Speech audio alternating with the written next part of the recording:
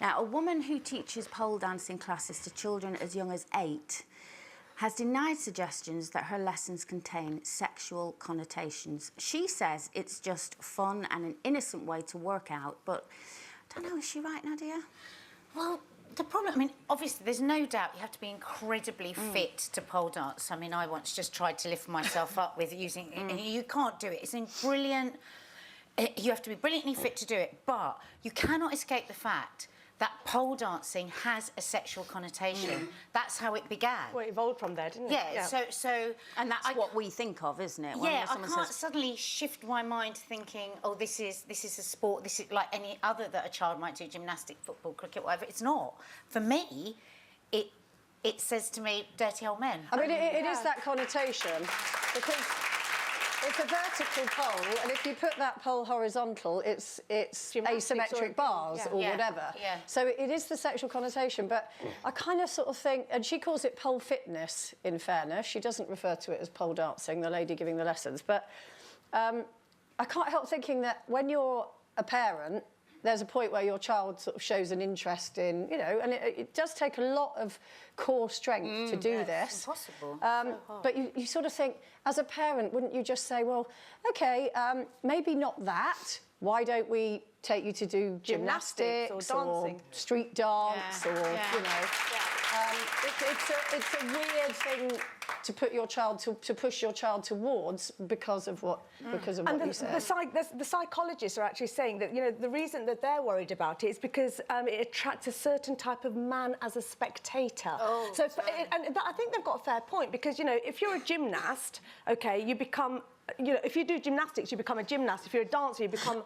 If you do dance, you become a dancer. If you're doing pole dancing, do you become a pole dancer? And also, the spectators around pole dancing are mainly men in pretty seedy clubs, aren't they? I think that's how I see it, because that's kind of what we've grown up with. I know it's become a whole fitness thing. I know there's, you know, some of my friends go to pole dancing classes now instead of fitness, you know, dance classes. And you do have to be incredibly fit. And I think if it was just contained within a dance school or whatever, but they're on about making it like a competition and letting these kids, 8 and 10-year-olds, and that's where I think you don't know who is sitting there watching. I would feel uncomfortable as a parent. Came through now, and then said, "Oh, Mum, I really want to do it. All my other friends are doing it." Would you stop her? I would do what Jane said. I would try and encourage her. I don't, you know, I don't know if I'm being... There's so many other sports that, you know, give you the same kind of fitness. Gymnastics, dancing, ballet, whatever it is. Why pole dancing? I mean, I just don't understand why the fascination with that, when it actually does have, like we say, seedy connotations. Yeah, it does. So... What about something like cheerleading, then? Would you... No. You don't want to be a cheerleader. You want to be the person on the field, being cheered, doing the sport, being cheered. No, I don't agree with that. I absolutely don't agree with that. But you're a sideshow. I think it's, you know, again, cheerleaders. I mean, if you see you know, when you see them in America and all of that, and over here we've got some great cheerleading schools. They're all gymnastics. They're doing these tricks. I mean, it's a real skill, and it's dancing, and it's, you know, maybe they don't want to be on the field. I'm not saying it's a skill, but they are there. They are there saying, let's celebrate all these people coming onto the pitch in a minute, celebrate our team. What's not celebrating themselves. I think they are celebrating themselves. I don't. You know, I don't look at them and think they're second-class citizens. Fine. Don't make me get my pom-poms out, Jane. But you don't have loads of men flashing their knickers. They're all flashing their knickers. Oh, yeah, but I mean, we can get really, really kind of... You don't have loads of men.